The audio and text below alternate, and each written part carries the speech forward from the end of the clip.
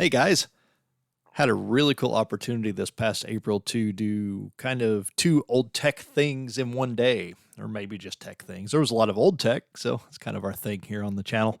Obviously, I was able to hit the Columbus Indiana Hamfest and the Indy Classic Vintage Computer Expo in Indianapolis in the same day. So, kind of wanted to give you guys some of the sights and sounds of those events. So, let's take it from these three guys from the Columbus Hamfest a year ago to intro the video for us. I'm Timmy. I'm Justin. I'm Nathan. And this is Three Old Tech Dudes. Yeah.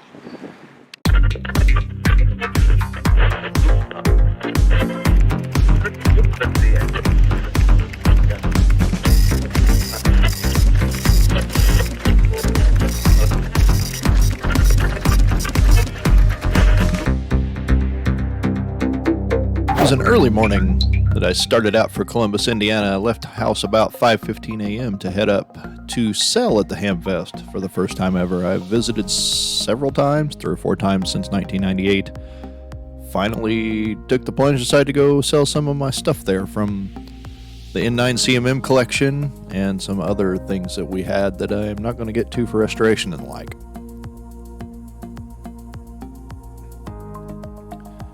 Got there pretty quickly. The Boy Scouts helped me load my stuff in, and I got my table set up. I was one of the first few there. Got 2 tables I think I ended up purchasing for $10 each to sell. Items.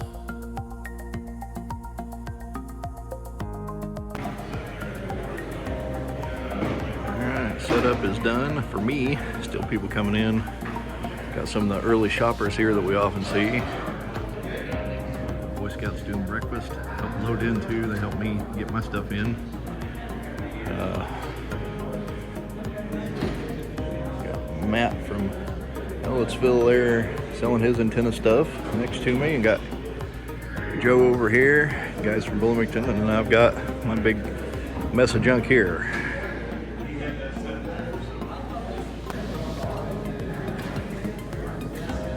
Dan has arrived at the Clark County Club.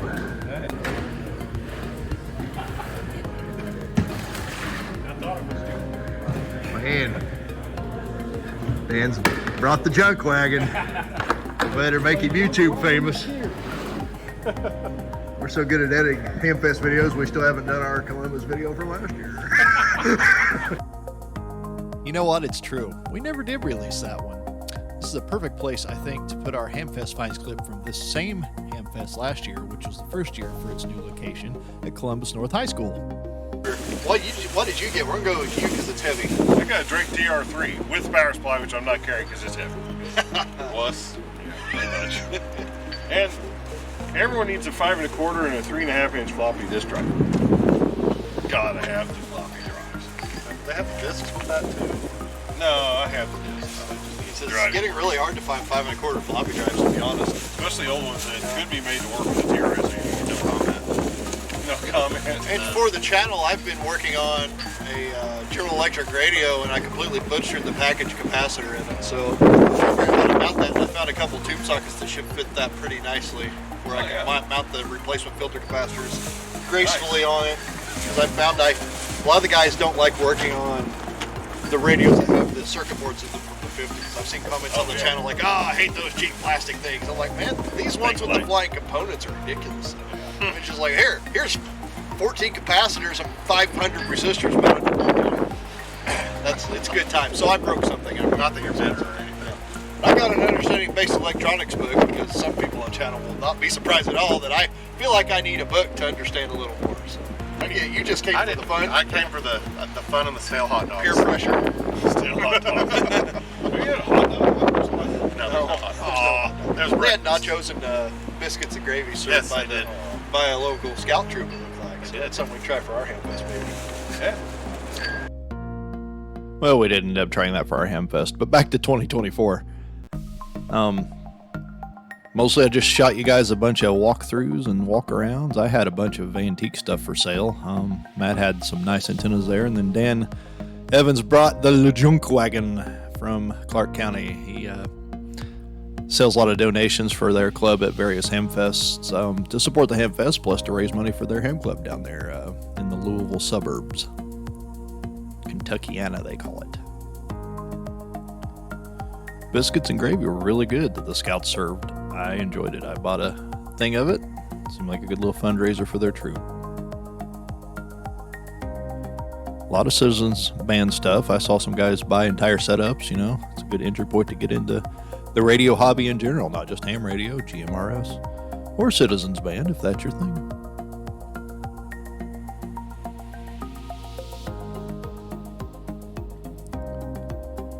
So this Hamfest ran from 8 a.m. to noon Eastern. A lot of Hamfests run in the morning. That's a pretty common thing. Some cool Drake stuff there, some rotors. I mean, it was possible to buy an entire HF setup here or VHF setup. It's all if you guys do that. I'm always amused. A lot of the faces I see, at least here in Indiana, are ones I see at the Hoosier Hills Hamfest and in photos from Hamfests all over Indiana that I don't make the time to go to. Wish I did have time to go to all of them. I enjoy looking around and seeing what people bring out to sell. It's the second year in this location. It used to be in a building at the Bartholomew County Fairgrounds there near Columbus, Indiana. I remember going to that one in 1998, and it was pretty packed even back then, and it stayed the same. But yeah, they found a little bit bigger venue here. It seems to hold the crowd a little better. It gives them some more space. It's worked out well for them, it looks like, this year and last.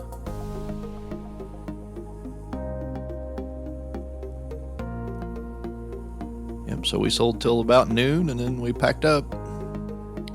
My table's a lot thinner here toward the end. I think I made about $100 after ticket and table purchases, so it was not too bad.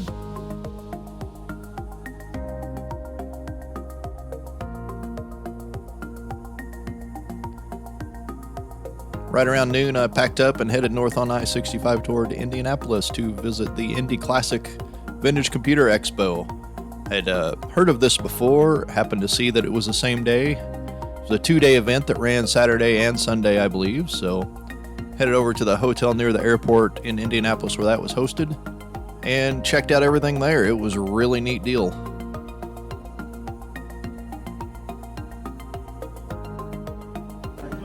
They had about everything you can think of there on display. I think the deal was you could get a booth and just bring your stuff out for people to use. So Tandy 1000's there, and an Apple II. I think it was a 2 Plus. I was impressed by the passion people here had for this particular hobby. I'd never been to an event like this before. There's 3 rooms of stuff. SX64 and some sort of VR64. There were new things being sold, add-ons, software, hardware for these computers. Learned about some museums like this Midwest Computer Museum I'd like to check out sometime. Some various era Apple stuff. Looks like a 2C or 2GS there. Television, Atari 8-bit computers. These fellows were passionate. They were building a lot of hardware for Apple. We'll visit with them a little bit in a minute. Not directly on camera, but look at the fella's stuff.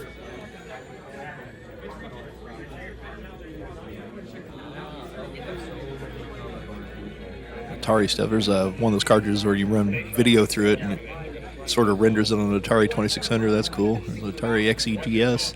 Had never seen one of those in person, so I remember the Atari 8-bit computer family. Now we're running Star Wars through a 2600 there. Pretty neat. Some homebrew hardware somebody came up with. Went a 5200 there. 1977 TRS-80, the very first one. I think Nathan has one of those without the original monitor. This young man was really passionate about his Osborne 1. Picked up his card, and I'll see if maybe he wants to visit with us on the channel. I'd like to hear his story. MSX stuff. There was a lot of stuff I'd never seen in real life before here. I was born in the early 80s, so a lot of the stuff I didn't experience firsthand or was very young when it was new. 1200 XL, I'd never seen one of those up close. I have a TI-99A, so does Nathan. Never Never tried my TI 99. I need to get it working. Mac SE 30. So the SE30. 800, another 99A. Oh, this was a silent auction, you know. This guy, I think, had various box software and cassettes for sale. Original stunt cycle console from Atari. Sega CD, 32X stuff. Very cool.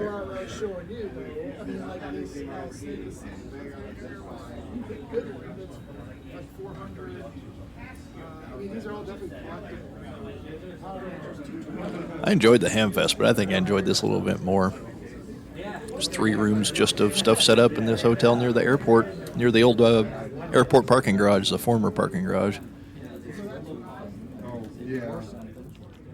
Noticed the Antic podcast was there. I'd heard of that. I've listened to that a few times, so I don't know where they traveled from, but I thought that was really neat. They came to Indianapolis for this little show. It was not a real big show, but, you know, I think everybody should go out and buy a ticket if you can just to support it, and then maybe it can grow to a bigger venue and more folks can come out. I don't know what these are, but they were cool. Let's see if I can see what the sign said. Oh, I missed it. Sorry about that. Some terminals. Forgotten machines.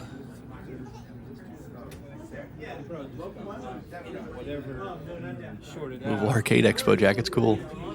I did notice guys that I think I saw at the Hamfest too, and I did see call sign plates in the parking lot of this venue, so I don't think I was the only one that slid up from Columbus to check things out. It's only about 45 minutes away from the Hamfest. Heard about this little arcade thing in Circle Center. Input card for Apple II Plus or IIe. His first name's Chris. We zoom in on his card here in a minute. Got all kinds of cool hardware.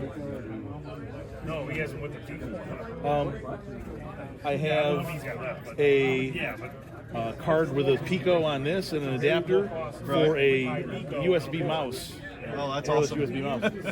That's how people have been drawing in Dazzle drawing. Right. Yep. That's super cool. Chris Auger. They were building hardware for Apple II stuff. Terrible. Here's a young man with the Osborne. Right. No, you're fine. And so, if you pull that do not remove thing off of there, Told me he'd spent the whole night getting the CRT working on this. Stayed up all night the and if night you put that on before. there, it's quite literally back-feeding power back into a capacitor to send input. Infectious passion. I love it. It is the most impractical design. Right. DOS came from CPM, you know, It so I says typed in the dir to make sure it documentation, worked. I It actually did. found somebody with a field manual for repairing these. The original service technician's manual for repairing one of these out in the field.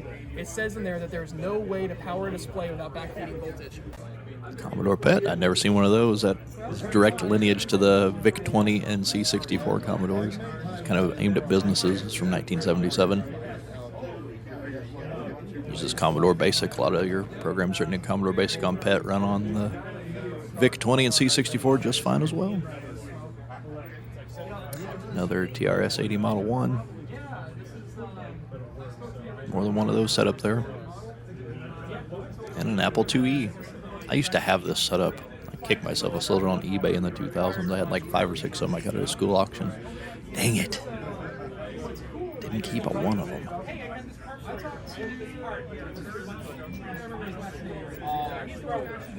Tandy 1000. These were PC compatibles. Pretty popular in the day. It was a neat show. I'm going to go next year again, I hope. Love to hit more events like this or even display some of my stuff on them. So, yeah.